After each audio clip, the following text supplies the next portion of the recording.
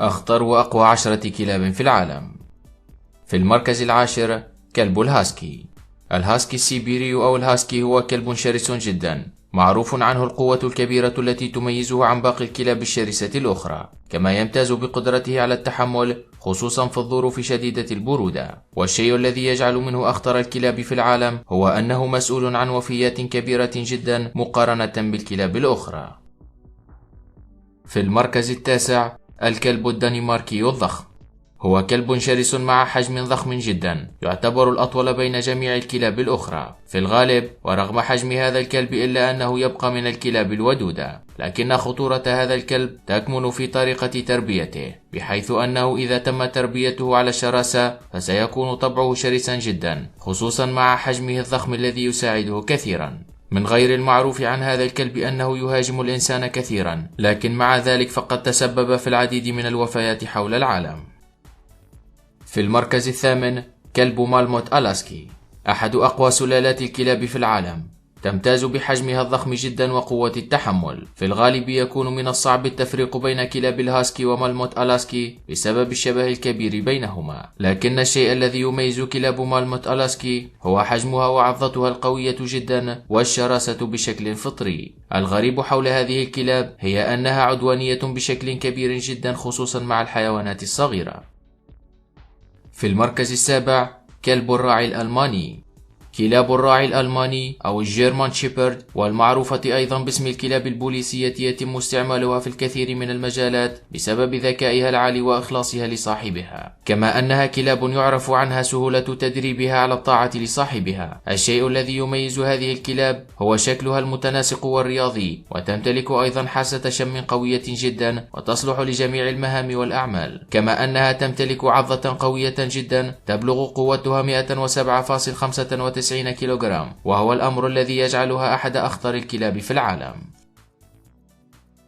في المركز السادس كلب الراعي القوقازي. كلب الراعي القوقازي المعروف بأسماء أخرى مثل أوفتشاركا أو كلب الجبال القوقازي يعتبرها البعض الأقوى في العالم بدون منازع، وذلك لأسباب عديدة منها حجمها الضخم جدا، بالإضافة إلى ذلك فهي ذو نزعة هجومية شرسة، ويمكنها أن تقاتل حتى الموت إذا تعرض صاحبها إلى أي نوع من الخطر، كما أن هذا النوع يعتبر من أكثر الكلاب التي يصعب تدريبها والتعامل معها. وبالرغم من أنه قد يحمي سيده إلا أنه لن يعامله كسيد، بحيث أنه لا يحب أن يكون له سيد أو أن يعامله شخص على أنه أكبر منه. يحب فرض سيطرته ولن يرضخ لأحد إلا في الحالات النادرة جدا.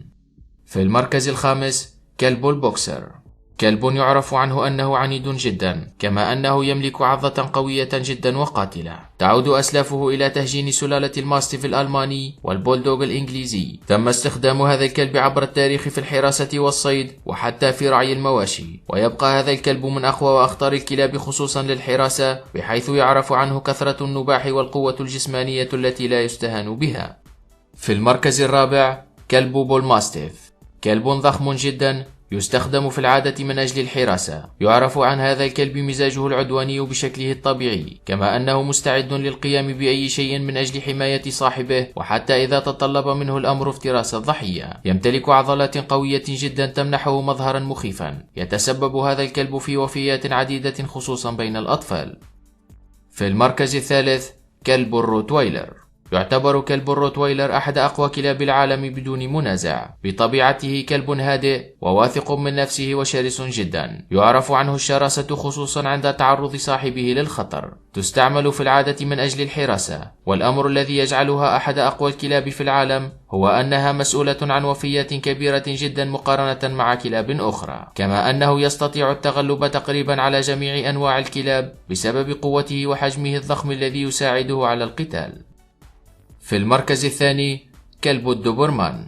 تعتبر كلاب الدوبرمان من أكثر أنواع الكلاب الأليفة شيوعا بسبب ذكائها العالي والنشاط وأيضا الولاء لصاحبها. تستخدم على نطاق واسع للحراسة، والشيء الذي يميزها هو الولاء، بحيث أنها تقوم بأي شيء من أجل حماية أسيادها من الخطر. كما تعتبر أحد أكثر الكلاب المتسببة في الوفيات، وتكون معظم تلك الوفيات هي من الدفاع عن صاحبها. في المركز الأول كلب البيتبول. لا يختلف اثنان على أن البيتبول هو أقوى أنواع الكلاب في العالم بسبب الشراسة والقوة والعدوانية الشديدة التي يتميز بها، كما أنه عند الإمساك بشيء فهو لن يفلته مهما حدث، أي أنه عند الإمساك بالضحية فهو لن يقوم بإفلاته حتى وإن تعرض للضرب. وبحسب الإحصائيات فإن كلب البيتبول هو أكثر كلب يتسبب في الوفيات حول العالم، وأغلب تلك الهجمات تكون من غير مبرر، أي أنها تحب الهجوم مهما كانت الظروف. حتى العديد من البلدان في جميع أنحاء العالم قامت بحظر تربية هذا الصنف من الكلاب الذي يعتبر أخطر كلاب العالم بدون منازع.